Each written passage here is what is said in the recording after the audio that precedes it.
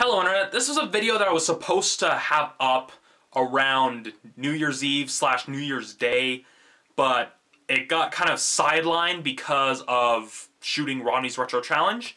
So yeah, since everybody else has already done their top 5 or top 10 lists, I'm going to give you my top 10 list. I actually had to look through all my video reviews and all my past reviews to kind of figure this out.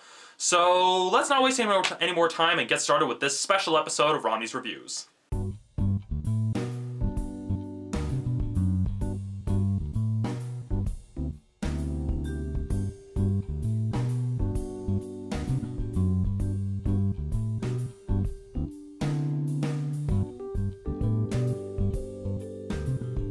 Number 5, Rise of the Guardians.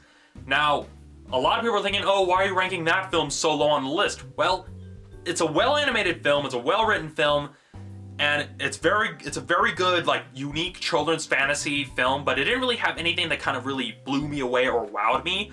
I mean, I pretty much got into it as much as a younger viewer would, so it's still a really good film, which is why it's on this list. After a while, it didn't really leave that big of an impression on my mind.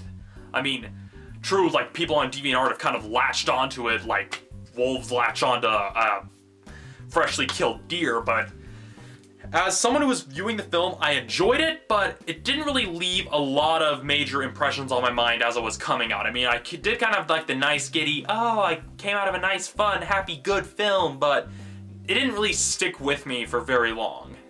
Granted, I did watch Life of Pi like shortly after it, but point being, great film. It just didn't it didn't really stick with me as much as some of the other films on this list did. Number 4, The Grey. This is the film that I kind of use as my rebuttal for people who say Drive is the prime example of cinematic storytelling, which, in my opinion, Drive isn't. The Grey kind of does it a little bit better. It's one of the few more artistic films that I like. Now, granted, a lot of people were just as misled by some of the advertising because they thought, oh, Liam Neeson, the action star, he's going to be punching wolves, which he doesn't really punch wolves.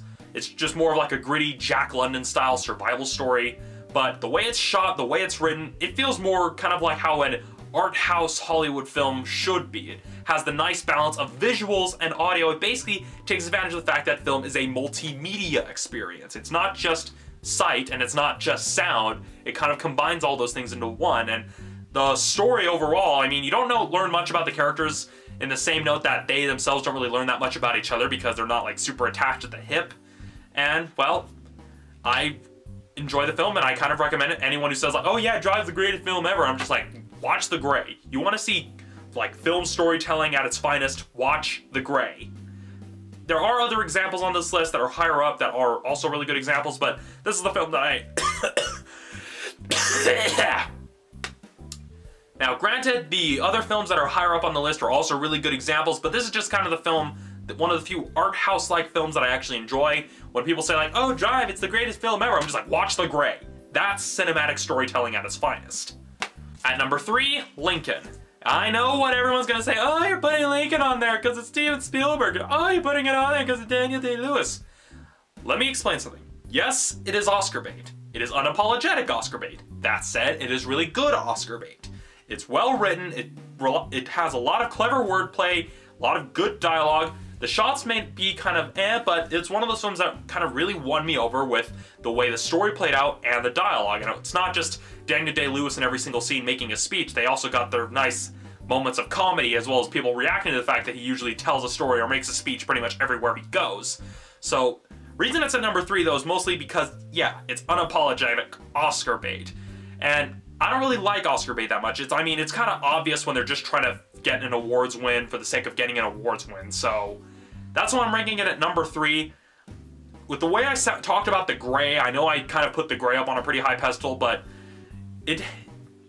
I mean, it was a good film, but Spielberg kind of outdid it because it also takes further advantage of the fact that it's a multimedia experience, getting the dialogue right and just kind of carrying the film based on the characters and the story alone without having to resort to a lot of action-packed scenes. At number 2, ParaNorman. Now, ParaNorman, that was the animated film that really left me kind of wowed. Not just because I was wrong about it at first where I thought, oh, it's a Tim Burton clone, but also the fact that that third act is friggin' intense. I mean, jeez.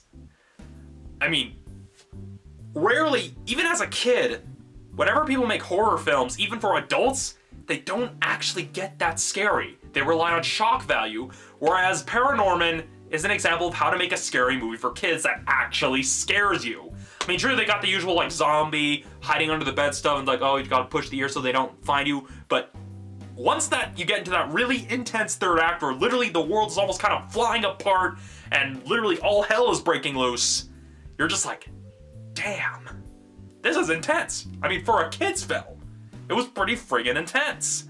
And it really kept me, that was one of those films that really kept me hooked. I was literally like kind of almost like biting my nails or like chattering, like kind of really on the edge of my seat, like thinking, oh man, how is this gonna end? I mean, I thought it was just gonna wrap up one way, but this is just completely different. And so that's why I'm putting it at number 2. The only reason that it's really at number 2 and not at number 1 is because the film at the number 1 slot kind of outdoes it in the terms of tension, story, and as well as having its own unique style that, while still being artistic, is still palatable to, well, the more mainstream of us who don't like to watch a lot of the art house films, but instead like watching the more mainstream films. So to recap before I tell you the number 1, at number 5 we've got Rise of the Guardians, at number 4 we've got The Grey, at number 3 we've got Lincoln, and at number 2 we've got ParaNorman. And the film in the number 1 slot for top 5 of 2012, Looper. Now, I'm a big fan of smart sci-fi films. I mean, I like films like Blade Runner, Matrix to a lesser extent, but basically films that are science fiction that actually make you think.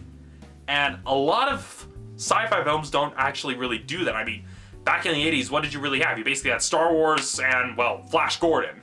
Those are the only ones I can really think of that came from the 80s. So really, when it comes to smart sci-fi, the stuff is really few and far between, and I really like how they handled time travel. I mean, a lot of people try to have like this huge exposition dump when it comes to time travel, and I know it confused a lot of people since it didn't really explain itself, but when you really think about it, if time travel is in the control of the mafia, they're not going to be explaining exactly how it works to every single person they talk to. They're going to keep that kind of thing under wraps, and also kind of points out the fact that time travel is inherently confusing and terrifying, and messes with your brain. And another reason why I really liked it, again, it had a very unique visual style, and I like the characters, just like how it had all these different characters with all these different motivations, and how it kind of tied everything together to just one event, to just one, it kind of ties it together to this one final crossroads that everything meets up in. And that's one thing that I really like. I really liked how that was written and how that was executed. And I really also liked some of the creative stuff they did with how, instead of just trying to do certain like time travel things where it's either, oh, we've got to stop some big bad, or like the past person is somehow converted to the side of the future self. I just like how the whole thing is just kind of saying, oh, well, this is all what it's leading up to, and then I don't want to spoil the ending, but let's just say I liked the way it ended. Even though it came kind of out of left field, it was realistic in that regard, because it was something that not all people would actually respect, especially with the way it was executed, how it pretty much was out of nowhere. And so yeah, it was very, and it was pretty much what I consider to be one of the smartest films of 2012 out of the ones I've seen. Again, this is out of the films I've actually seen or reviewed, or both. Can't really review a film without seeing it, so point being, Looper I consider to be the best out of the films I've seen in 2012. The best one I say that. So with that said, out of all the films I reviewed in the year of 2012, the best one, the one that I enjoyed the most, would have to be Looper. It's intelligent and realistic, and it kind of does what certain other films like Drive kind of failed to do. I mean, you've got like this kind of roguish, like, stranger who is pretty much on the wrong side of the law, and it basically builds that kind of character and builds that world up in a much better way than certain other films have tried in the past. And adding the nice, smart sci-fi end to it all is also pretty creative. Granted, the China stuff was kind of shoehorned, but at least they kind of did a better job of it than, say, how James Cameron's wanting to put Chinese Na'vi in his films. Of course, the whole doing business with China thing is part of a whole nother can of worms, which I may do in a separate video. But again, those are my thoughts on the top 5 films of 2012 out of the ones I've seen. Completely opinion-based. Feel free to disagree, but that's my opinion. So yeah, that's it for this little bonus video of Ronnie's reviews, and yeah, I'll see you all next week, and yeah. not really much else to say. Bye.